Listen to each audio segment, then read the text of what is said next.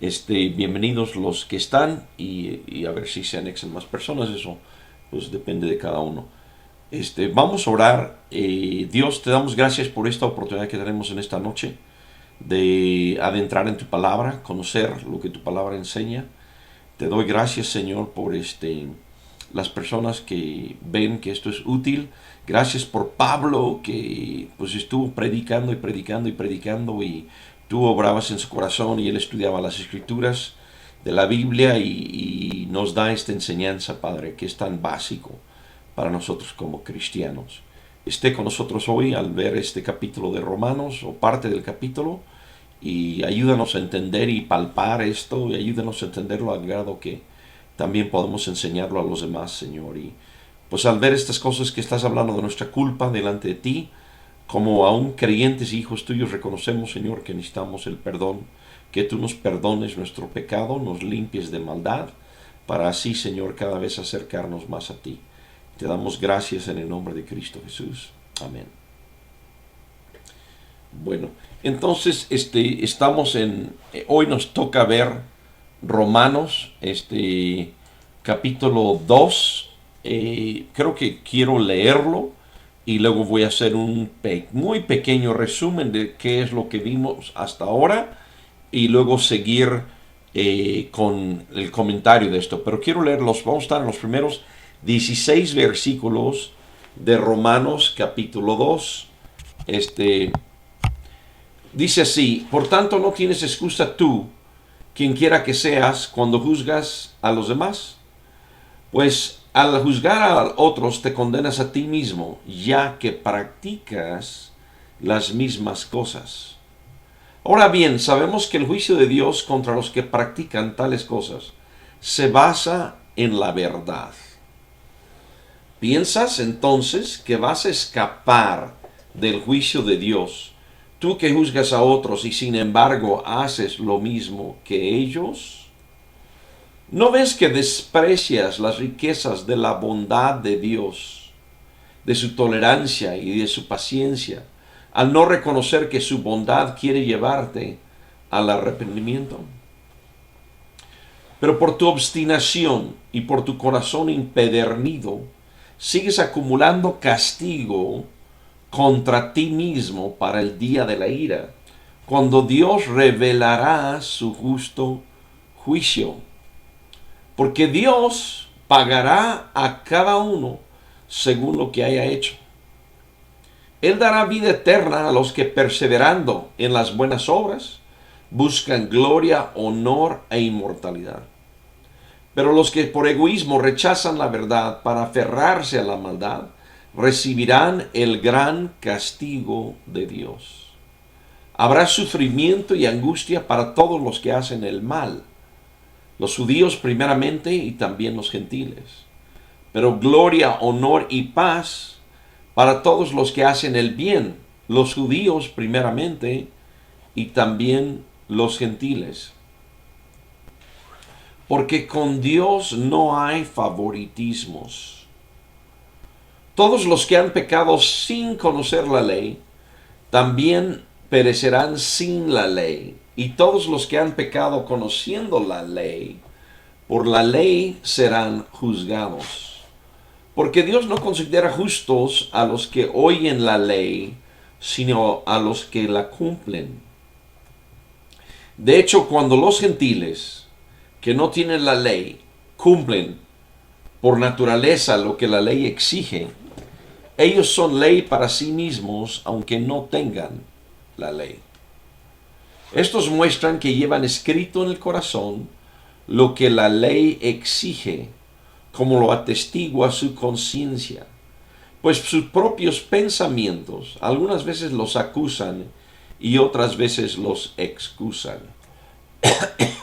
Así sucederá el día en que por medio de Jesucristo Dios juzgará los secretos de toda persona, como lo declara mi evangelio.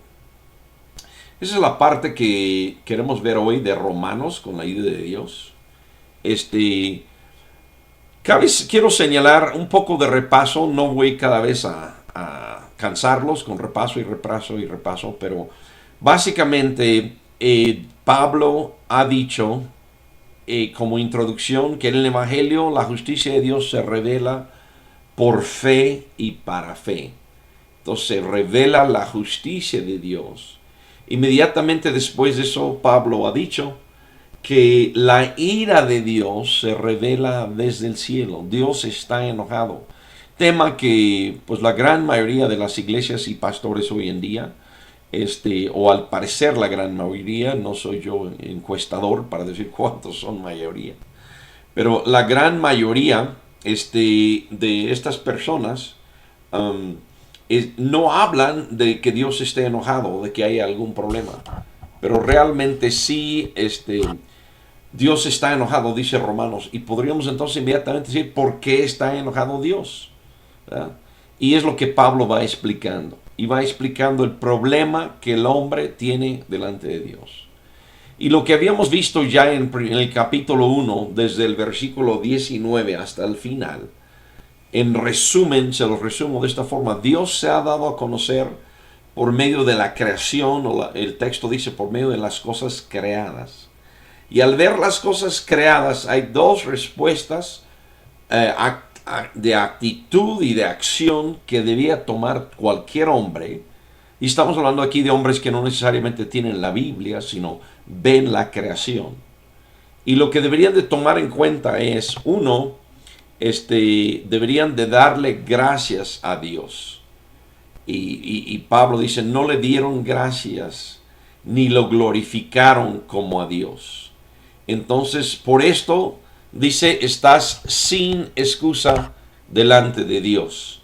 Y eso es la primera acusación. Entonces, ¿por qué el hombre está mal delante de Dios? Porque Dios se ha revelado en la creación y el hombre no le da gracias ni lo glorifica, y por lo cual no tienes excusa delante de Dios.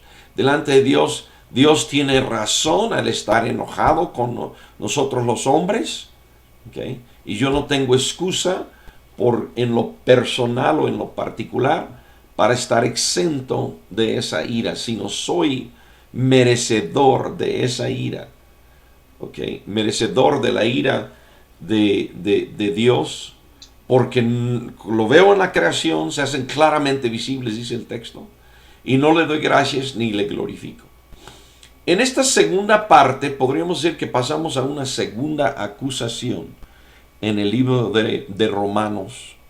Okay, y de vuelta hablábamos de los cristianos flojos y decíamos, bueno, es mejor ser flojo que estar muerto, pero los cristianos flojos dicen, todos pecaron, pero aquí Pablo está explicando en qué consiste el pecado. En esta semana tuve la oportunidad, hace un par de días, de sentarme con un señor que me invitó a tomar una cerveza. Yo le dije, pues dame un vaso de agua, y platicamos, y dentro de la plática yo le dije, ¿por qué Dios está enojado? Y le empecé a explicar esto. Respuesta de él o comentario de él es decir, tú me has explicado esto como nadie más me lo ha explicado. Entonces, como cristianos, si explicaríamos la razón, entonces la gente podría decir, sí, es cierto, yo no le he dado gracias a Dios, es cierto, yo no le he glorificado. Ahora vemos que Dios se ha revelado en otro aspecto, y el texto empieza diciendo, por tanto, no tienes excusa tú. Y la palabra excusa en el versículo 1 dice, por lo cual no tienes excusa. Entonces Pablo está haciendo argumentos, acusaciones, ante la cual ninguno de nosotros podemos presentar una excusa y decir, pues es que yo X, ¿no? Y tengo mi excusa. Está diciendo, no tienes excusa delante de Dios.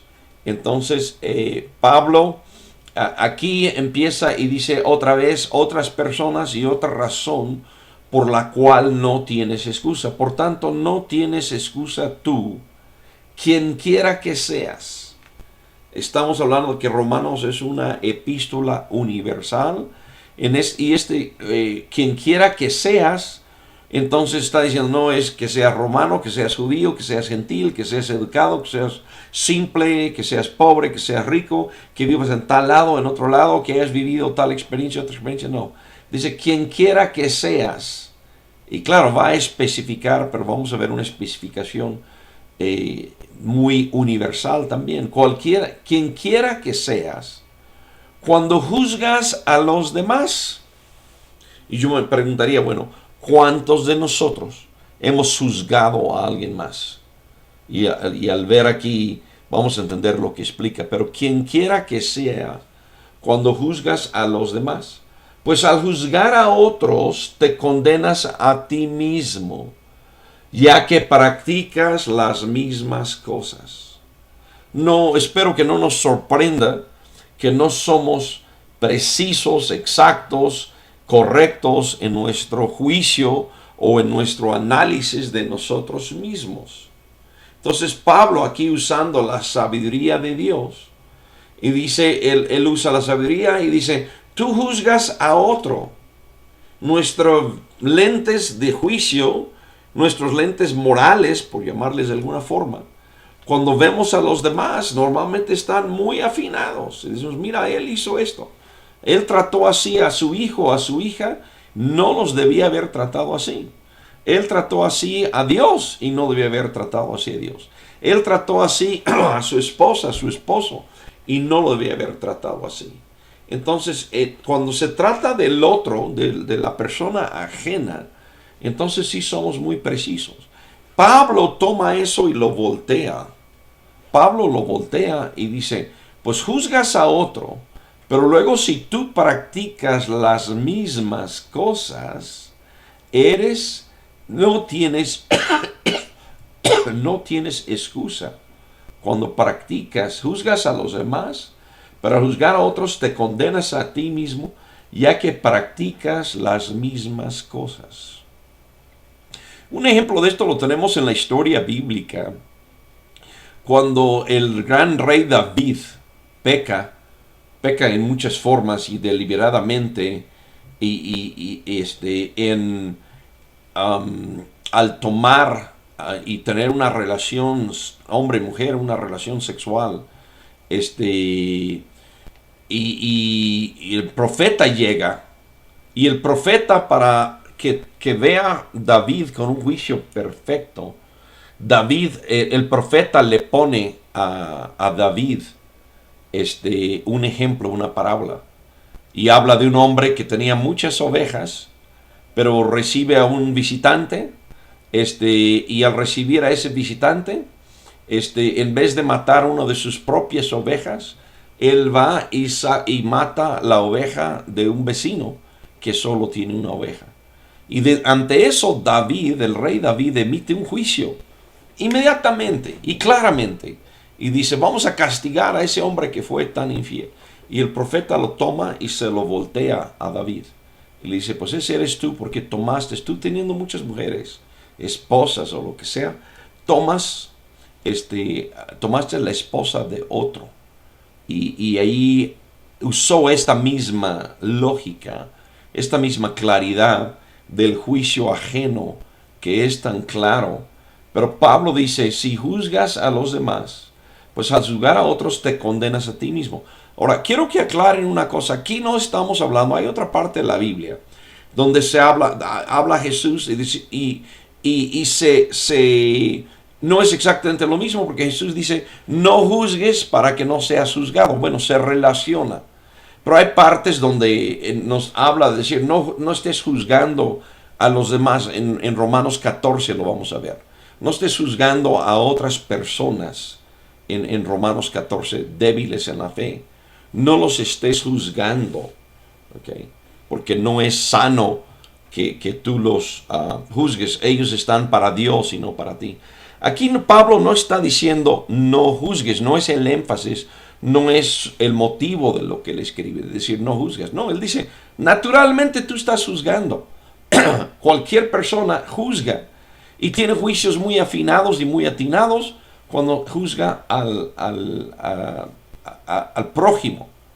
Y él lo que está diciendo es, y ahí sí coincide con lo que Jesús dijo, si juzgas vas a ser juzgado. Y Jesús en otra parte dice, con la misma medida que mides, vas a ser medido, con la misma regla.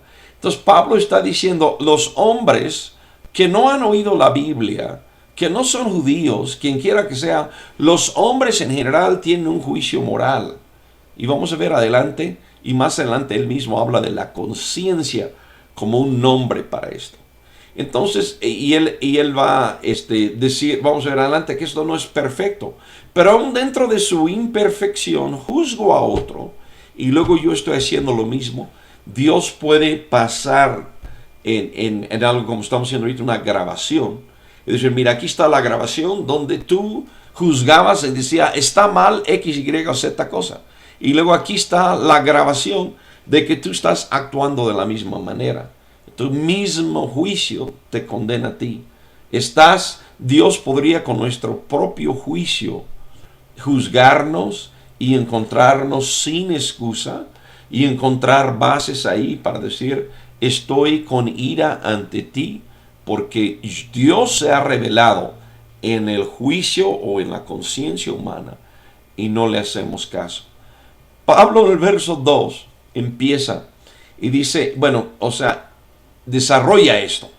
Ahora bien, sabemos que el juicio de Dios contra los que practican tales cosas se basa en la verdad.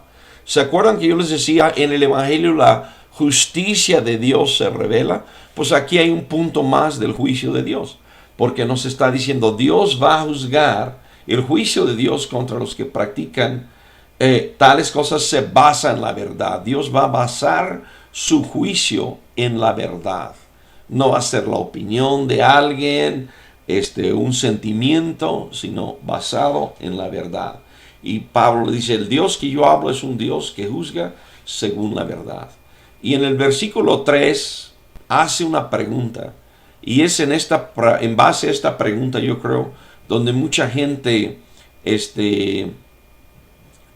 cae o es culpable. ¿Y es en qué sentido? ¿Piensas entonces que vas a escapar del juicio de Dios?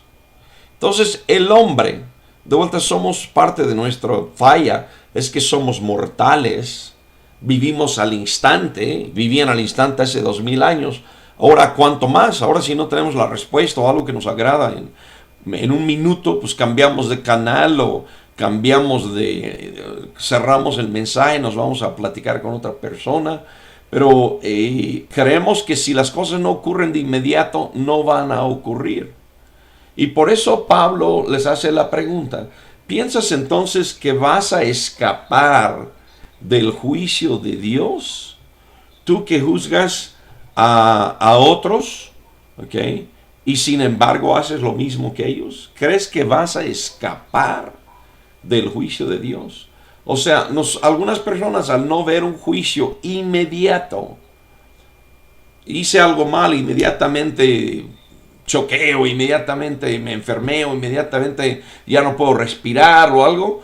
Pero él dice, ¿piensas que vas a escapar del juicio de Dios? Y aquí vamos a ver, nos está enseñando algo más de la justicia de Dios, que es importante. ¿Piensas entonces que vas a escapar del juicio de Dios? Tú que juzgas a otros y sin embargo haces lo mismo que ellos, ¿crees que vas a escapar? Y aquí vemos el segundo punto, otro punto en relación a la justicia de Dios.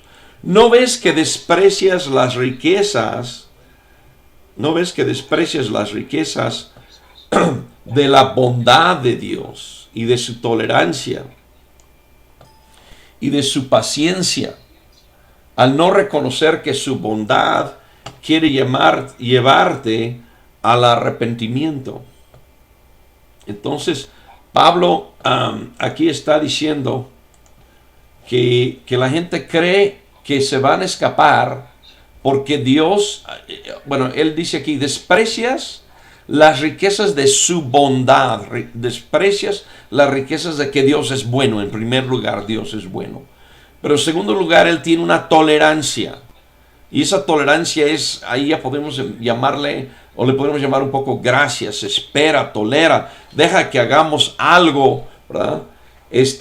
Y su paciencia, y creo que la versión 60 usa una palabra, longanimidad, que me llama mucho la atención. Pero su tolerancia, de su paciencia, al no reconocer que su bondad quiere llevarte al arrepentimiento. Entonces entendemos a través de esto que Pablo está diciendo, si Dios no te ha juzgado inmediatamente, no es porque no eres culpable.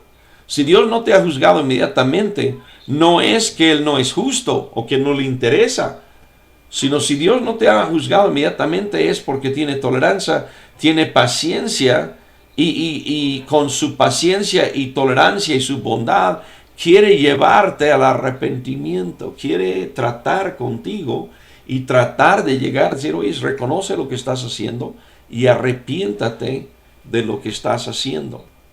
Ahora, les había dicho cuando vimos en la introducción lo que Pedro dice, y él dice, cita, no tenían ellos capítulos y versículos como nosotros, y Pedro inclusive no cita un libro, pero veamos el pasaje que habíamos visto, 2 de Pedro 3, verso 15, y vemos, yo creo que Pedro está hablando de esto mismo aquí, y Pedro dice, tengan presente que la paciencia de nuestro Señor significa salvación, tal como les escribió también nuestro querido hermano Pablo, con la sabiduría que Dios le dio. Y creo que Pedro, si vemos el verso 16, que no tengo en pantalla, pero Pedro dice, Pablo habla de esto en todas sus cartas. Entonces era un tema recurrente de Pablo. Pero muy bien podríamos decir, a lo mejor Pedro había leído este versículo de Romanos 2.4, que nosotros hoy le llamamos Romanos 2.4, en aquel entonces no se conocía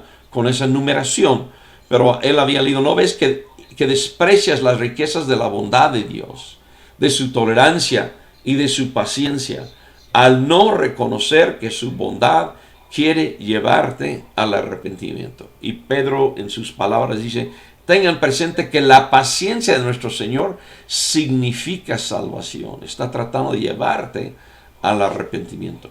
Pero ¿qué pasa entonces? Entonces estamos viendo aquí que Pablo está diciendo, no creas que te has escapado porque ha pasado un tiempo y no has sido juzgado. No creas que te escapaste y que a Dios no le interesa. Para nada creas eso. Si estás confiando en eso, estás totalmente equivocado.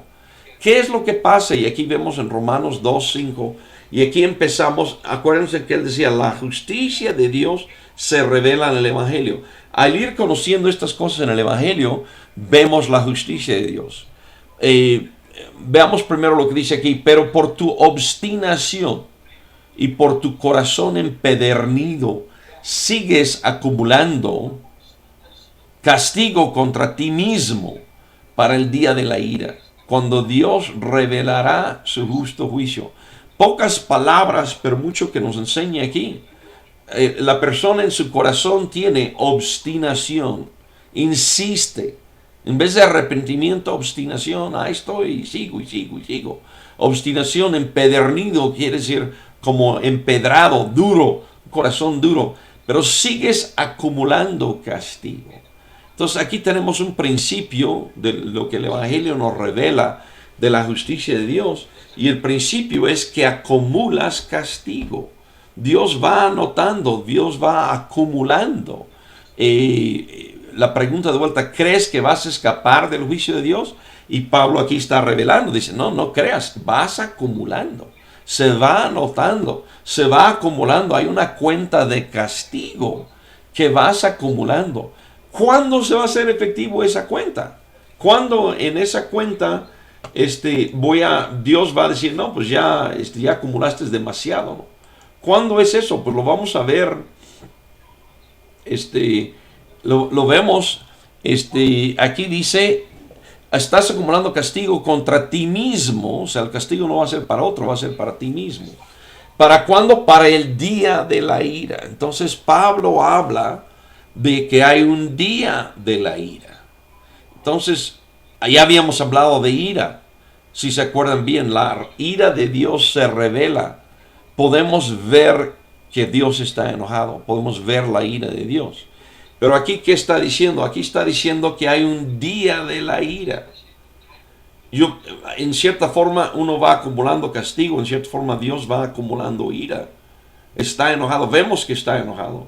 Pero Él va reservando eso, acumulando el castigo, viendo esa culpa donde dice no tienes excusa. Cada vez con menos razón y menos razón tenemos excusa. Se va acumulando y hay un día de ira. Entonces, para conocer la justicia de Dios, podemos decir, si hay un Dios, ¿por qué no ha castigado? ¿Por qué no ha hecho justicia?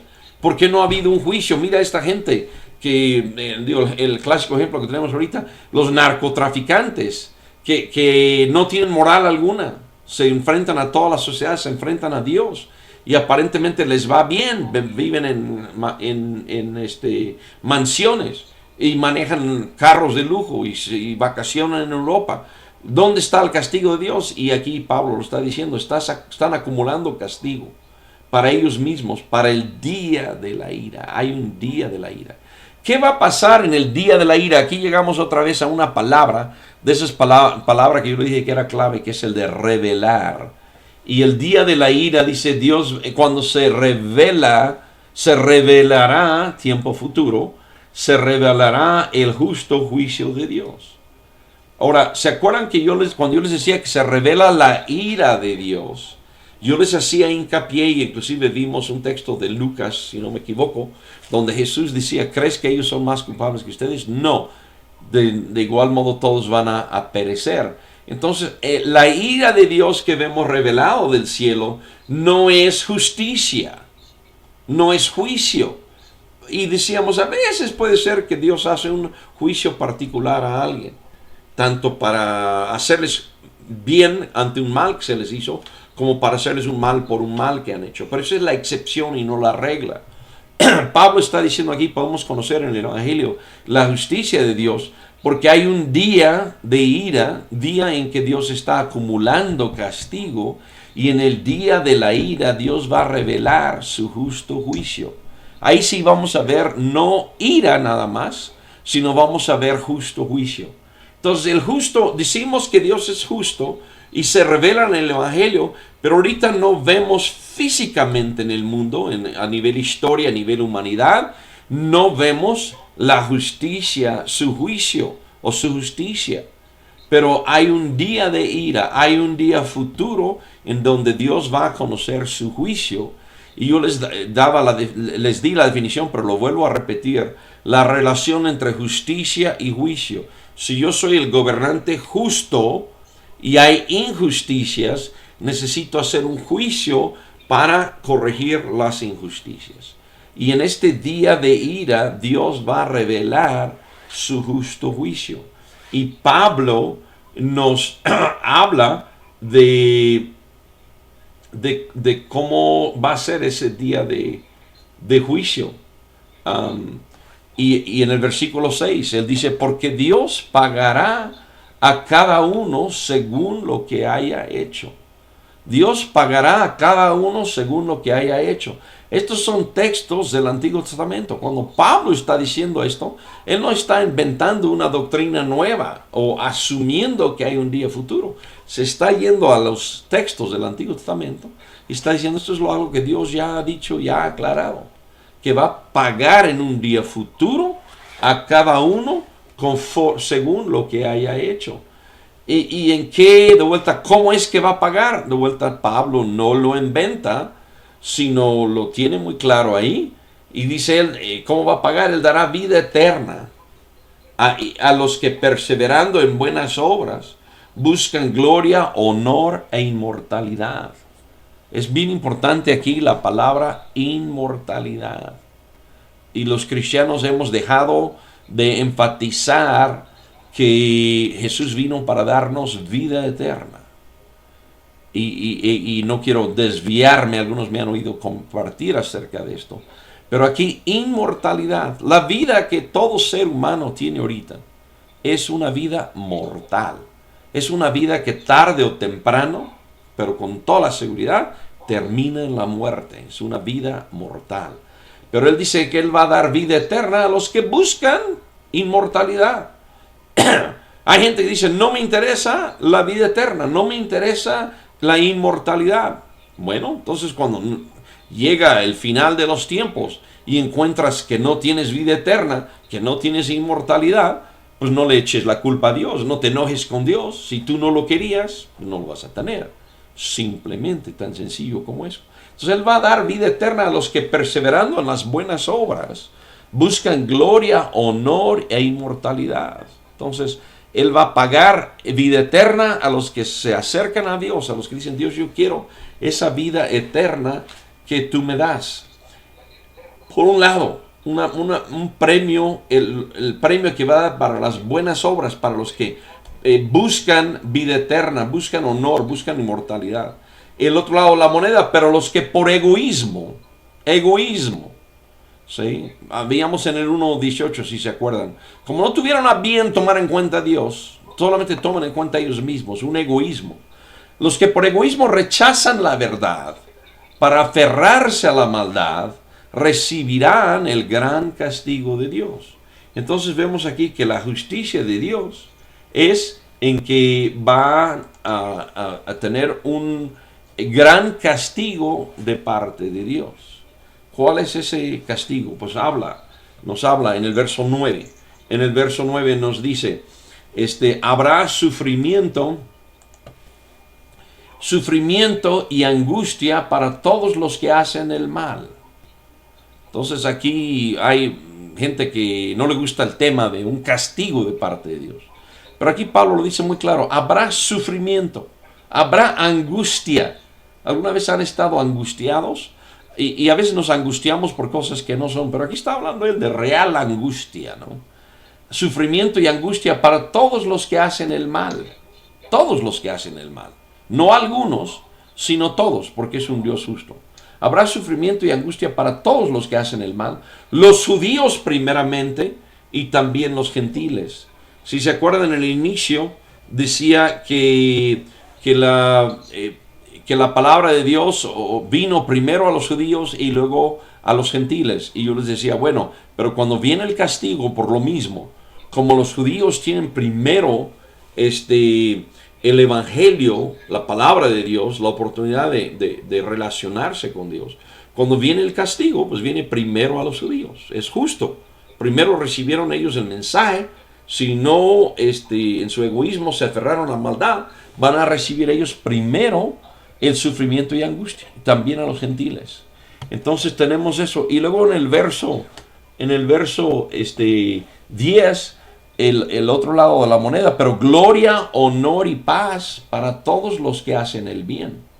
Gloria, honor y paz para todos los que hacen el bien, los judíos primeramente y también los gentiles.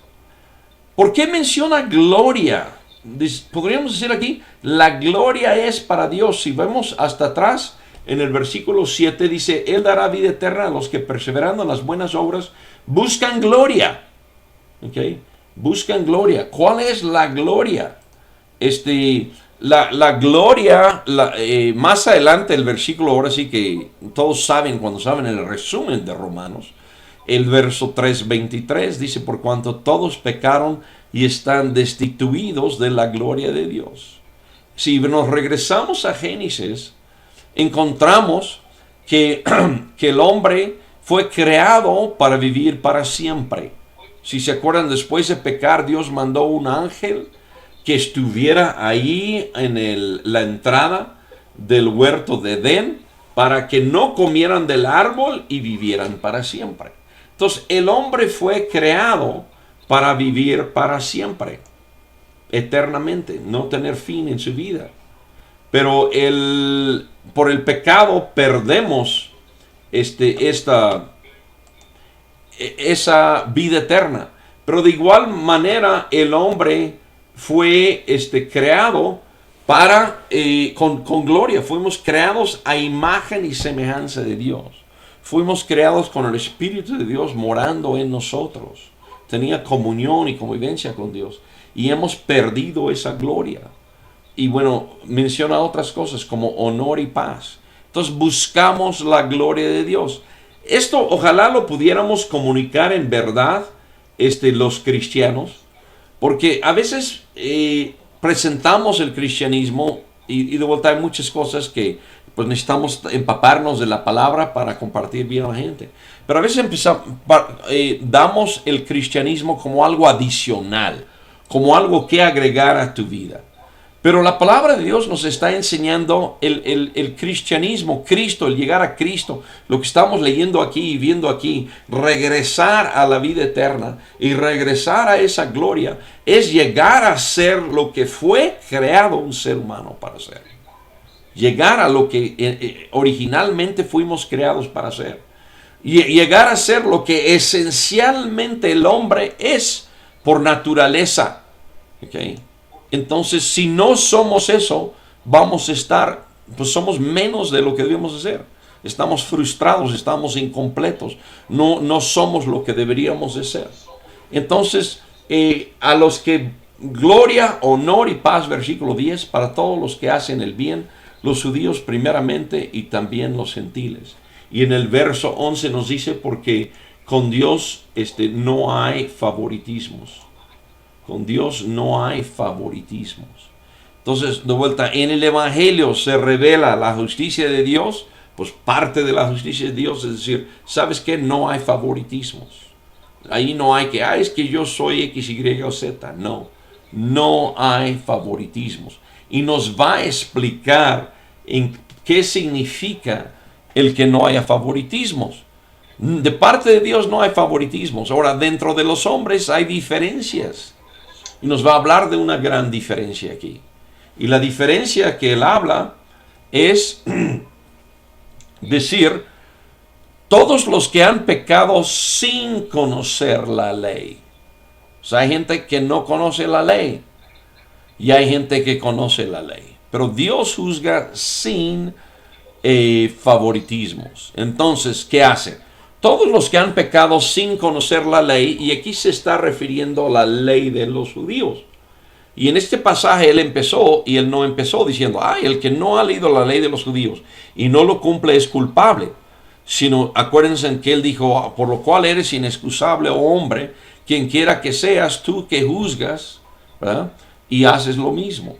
Entonces él dice que todos los que han pecado, o sea, él está diciendo que no necesitamos, y lo va a desarrollar en el capítulo 3 de Romanos, la segunda mitad del capítulo 3, si no me equivoco, va a desarrollar eso, pero lo está diciendo aquí que no necesito conocer. Y algo muy importante, si nos fijamos, esta es la primera vez que usa la palabra pecado en toda esta discusión. Él nos ha estado definiendo qué es pecado, pero hasta aquí él usa la palabra pecado. Entonces, todos los que han obrado mal delante de Dios, no dándole gracias, no glorificándole, todos los que han obrado mal, no juzgando a los demás, pero haciendo nosotros lo mismo, todos los que han pecado sin conocer la ley, las acusaciones que ha hecho este punto no requieren el conocimiento de la ley, no requieren conocimiento de la Biblia para ser pecado, para ser culpables sin excusa, y ahora sí usando la palabra técnica, pecado, han ido en contra de Dios. Pero los que han pecado sin conocer la ley también perecerán sin la ley.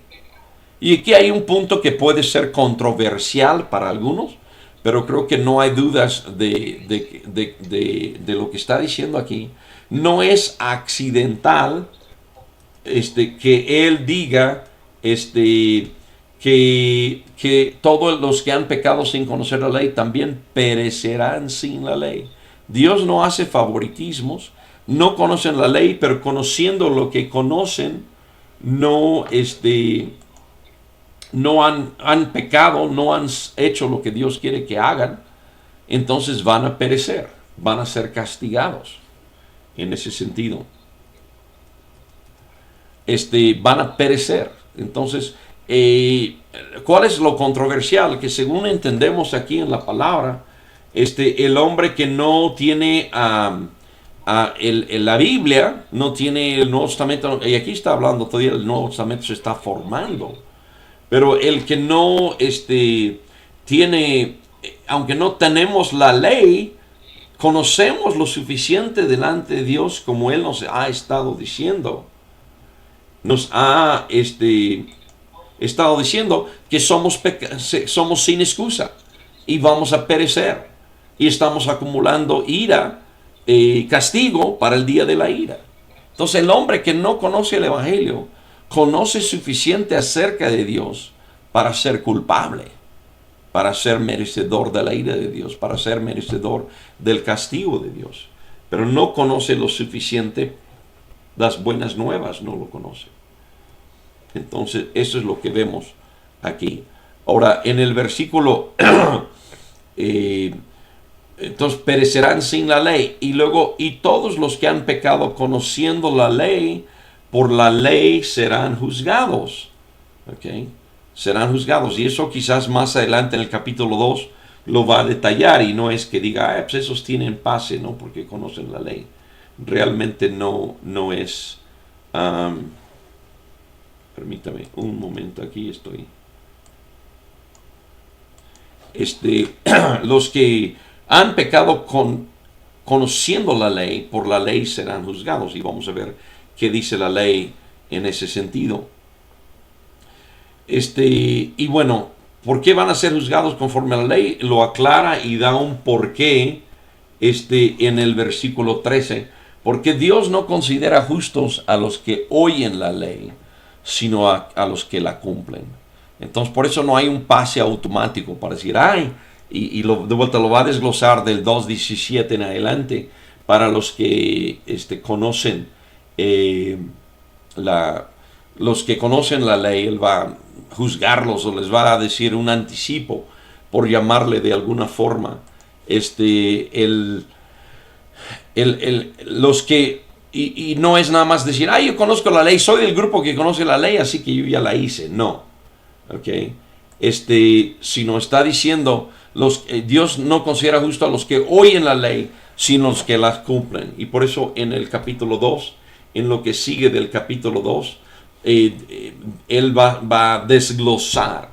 Es decir, ok, lo oyes, pero ¿qué haces con él? Él va a desglosar ese argumento. Entonces los que conocen la ley van a ser juzgados conforme a la ley. Entonces, y ahora habla y quizás desarrolla un poco más el tema inicial de que tú ves a otro, lo juzgas, pero haces lo mismo. Entonces, en ese sentido, ¿qué es lo que pasa? Y dice, bueno, de hecho, cuando los gentiles que no tienen la ley cumplen por naturaleza lo que la ley exige, ellos son ley para sí mismos, aunque no tengan la ley. Y de vuelta, quizás sería desviarme ahorita del estudio, desarrollar esto más, pero creo que Pablo, en contraste con algunas enseñanzas hoy en día, creo que Pablo aquí está enseñando que hay hombres, claro, más adelante él va a llegar y va a decir, todos pecaron y no hay justo ni aun uno. Pero dentro de eso, de que nuestra justicia no es suficiente para llegar a Dios, dentro de eso él habla aquí y dice, cuando los gentiles que no tienen ley cumplen por naturaleza lo que la ley exige, ellos son ley para sí mismos. Y de vuelta, no quiero quizás tomar demasiado tiempo en esto, pero está hablando de que hay personas que con esa conciencia que tienen, hacen lo que la ley exige. Su conciencia los guía y ellos dicen, sí, yo voy a hacer lo que Dios pide que yo haga, ¿no? Lo que la ley es. Pero no tienen la ley escrita, lo tienen escrito en sus corazones. Entonces los gentiles que no tienen la ley cumplen por naturaleza lo que la ley exige. Ellos son ley para sí mismos, aunque no tengan la ley. Estos muestran, hablando de estos gentiles, estos muestran que llevan escrito en el corazón lo que la ley exige. Okay, y él va a desarrollar el tema aquí. Tenme paciencia. No quiero yo agregar algo que no es aquí. Estos muestran que llevan escrito en el corazón lo que la ley exige, como lo atestigua su conciencia. Muestran que llevan escrito en el corazón lo que la ley exige, como lo atestigua su conciencia. Pues sus propios pensamientos algunas veces los acusan y otras veces los excusan. Entonces aquí Pablo, decía yo al principio que Pablo va a mostrar que la conciencia no es perfecta, no es una medida perfecta, pero suficiente para condenarnos, porque juzgamos a los demás y luego hacemos lo mismo. Ellos muestran que llevan escrito en el corazón lo que la ley exige. O sea, tienen aparte de la ley escrita lo que Pablo está diciendo aquí, hay una ley de Dios escrita en los corazones, y creo que más adelante, bueno, aquí mismo dice, como lo atestigua su conciencia. Entonces la conciencia moral a veces le llamamos, o simplemente la conciencia. Entonces Dios se ha revelado en la conciencia humana, en esa conciencia moral, y el hombre es sin excusa, porque juzgamos a los demás, pero luego hacemos lo mismo. Nadie cumple a la perfección y bueno, cada quien puede sincerarse consigo mismo, saber hasta qué grado, pero la gente no cumplimos lo que nuestra misma conciencia moral exige. Entonces, en ese sentido, somos sin excusa. ¿Okay? Pero Pablo dice los gentiles que muestran que llevan escrito en el corazón lo que la ley exige, como lo atestigua su conciencia. Pero luego aquí, ¿cuál es su conciencia? La conciencia, pues sus propios pensamientos, algunas veces los acusan. A veces la conciencia moral sí está ahí para decir, no debías haber hecho eso, o al momento de decir, no hagas esto. ¿Okay? Cualquiera de las dos. No debías haber hecho esto o no hagas esto. Es lo que la conciencia, en su propia conciencia, los lleva en sus pensamientos. Algunas veces los acusan. Algunas veces esa voz de la conciencia, pues eso que acusa, es muy atinado y nos dicen no lo hagas. Y otras veces los excusan. Y creo que hay dos formas de tomar esto. Uno, pues la conciencia está diciendo está bien, estás en lo correcto lo que hiciste. Pero otra forma es decir, ok, la conciencia no es perfecta. Y a veces va a decir, no, pues está bien lo que hiciste, mira lo que él te hizo, ¿no? Y a veces nos excusa. Es digamos, podemos decir, la imperfección de la conciencia humana. Pero está diciendo entonces la gente que tiene esto, y el capítulo realmente tiene que ver, si lo resumimos, tiene que ver con esta conciencia. Entonces, el versículo 16, y creo que con ese versículo terminamos lo que quiero estudiar hoy, porque en el 2.17 cambia de tema, aunque un poco ya va a cambiar a específicamente la ley, va a tratar los que tienen la ley. Pero aquí dice, así sucederá el día en que, por medio de Jesucristo, Dios juzgará los secretos de toda persona, como lo declara mi evangelio. Entonces, aquí Pablo de vuelta, en el evangelio se revela la justicia de Dios. Pablo aquí remata, por llamarle de alguna forma, o subraya que hay un día, y en ese día Dios va a juzgar al hombre. Hablamos de un día de la ira, hablamos de un día en que va a pagar a cada uno conforme su corazón, conforme lo que buscaba, conforme sus obras. Pero fíjense en lo que dice aquí, sucederá el día en que por medio de Jesucristo, y si examinamos en el libro de los Hechos, y lo vimos en el capítulo 1, donde dice, ha designado, por medio de la resurrección, ha designado a Jesucristo. Pero ellos decían, lo ha designado como juez, porque lo resucitó de entre los muertos. Entonces así sucederá el día en que por medio de Jesucristo Dios juzgará los secretos de toda persona. Quiero enfatizar los secretos de toda persona. Nosotros, y yo soy el primero de ellos, fui creado en un hogar cristiano, evangélico, como quieras llamarle. Pero fui creado con un sentido de reglas y pensaba yo que había un doble juego.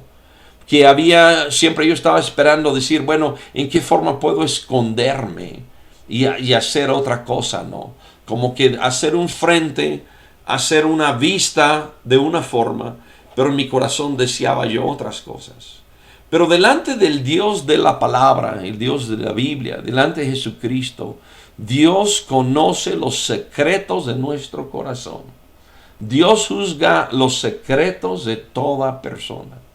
No hay una forma de engañar a Dios cuando se trata de su juicio. No hay forma de engañarlo. Él conoce los secretos de mi corazón. Él ve. Si leemos en el Evangelio de Juan, por ahí en el capítulo 2, Juan está relatando y dice, mucha gente, y no lo tengo aquí el texto, pero qué bueno, pueden leer el capítulo de tarea. Pero dice, muchos creyeron en él, pero Juan dice, él no se fiaba de ellos porque conocía el corazón de los hombres. Juan, conviviendo con Jesucristo, decía, este hombre conoce los secretos, los corazones de cada persona. Entonces, cuando hablamos del juicio de Dios, y creo que mucha de la gente viendo este estudio son creyentes que van a estar compartiendo, necesitamos compartir y decir, esto no es una serie de reglas.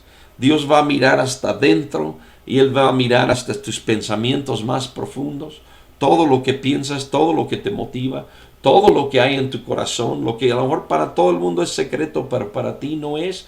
Pero Dios sabe lo que hay en el corazón y tus secretos. Y Él te va a juzgar, es un Dios justo, te va a juzgar por esencialmente lo que estás en el centro, en el núcleo. En base a eso, Él va a juzgar a cada persona. Y ya nos ha dicho, los va a pagar, no es nada más juzgar y anotar en un libreto, sino va a pagar a cada uno conforme lo que merece. Los va a pagar. Y hablamos de premios y hablamos de castigos. Entonces, y dice, esto es como lo declara mi evangelio.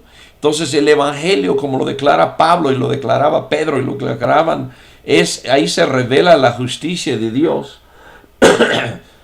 Lo declara su evangelio, está diciendo, esta es la justicia de Dios. La justicia de Dios es que Él se ha dado a conocer en la creación y espera que los hombres le den gracias y lo glorifiquen. La justicia de Dios es que se ha dado a conocer en la conciencia moral del hombre y espera que el hombre siga los dictámenes de su conciencia. Pero en vez de eso, la gente no le da gracias y no lo glorifica en cuanto a la revelación de Dios en las cosas, mediante las cosas creadas. Y en cuanto a la conciencia humana, juzgamos severamente al de enfrente, pero no seguimos nosotros eso en lo personal. Entonces hacemos lo mismo que decimos que está mal para el otro. Y por eso Él dice, somos sin excusa. Entonces tenemos Dios que se ha revelado en dos formas y el hombre que no ha respondido correctamente a esa revelación. Espero que sea claro esos dos puntos. Le vamos a agregar un punto más. Y sin peligro o preocupación mucho decir, pues voy a anticipar el próximo tema. El tercer forma en que Dios se ha revelado en su palabra, en la escritura. Y el hombre, como ya empieza a decir aquí, no es el que lo lee, sino el que lo cumple. Entonces el hombre tampoco cumple lo que Dios ha revelado en su escritura y por eso es culpable. El resumen, de vuelta, después de muchos años de ver esto, de vuelta me gusta mucho el cuadro de que Pablo es como un abogado defensor que está en la celda con el acusado, con el preso, y le está explicando en la mejor forma, mira, te acusan de esto y su evidencia es sólida, no tiene salida. Estás sin excusa con la evidencia que presentan contra ti. Y te acusan de esto y la evidencia que tienen es sólido y no tiene salida.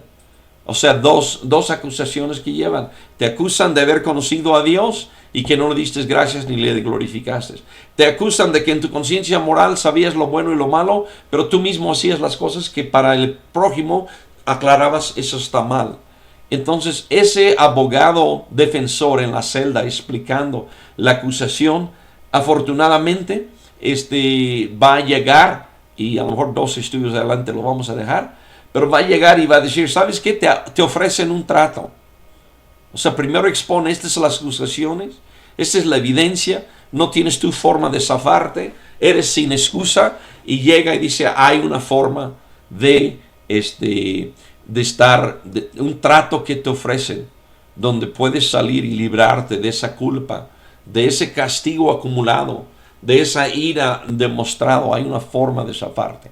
Y ahí estamos entendiendo el evangelio. Pero de vuelta hago hincapié en que Pablo empieza no diciendo Dios es amor, si se fijan, todavía en lo que lleva en la parte desde el verso 15 para acá, no ha mencionado amor, lo va a mencionar, sino él empieza diciendo Dios es justicia. Y realmente hasta que no entendemos la justicia de Dios, vamos a entender el amor de Dios. Si creemos que Dios es decir, pues ahí se va, no me importa, entonces no necesita tener amor con nosotros, porque tiene el ahí se va, ¿verdad? Pero Dios es alguien que dice, no, estoy acumulando todo. Y cuando entendemos eso, y cuando entendemos que entiende los secretos de nuestro corazón, y estamos acumulando castigo, y hay un día en que Él nos va a pagar con justicia, entonces vamos a entender la propuesta de amor que Él nos hace más adelante.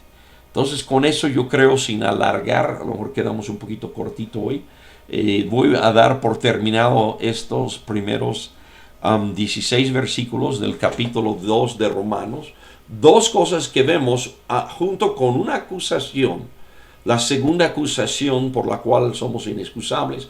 En estos versículos también hemos visto más acerca de la justicia de Dios. Y lo que vemos acerca de la justicia de Dios, de vuelta, Él espera, no juzga de inmediato. Entonces, si queremos tener una conversación con alguien acerca de la justicia de Dios, tenemos que decirle, ¿Él puede juzgar a futuro o tiene siempre que juzgar de inmediato? Porque Dios juzga, ha puesto a futuro el juicio y espera precisamente por bondad, por paciencia, esperando que lleguemos a un arrepentimiento. Entonces, esto es el capítulo. Les agradezco a todos los que han participado, han estado en línea.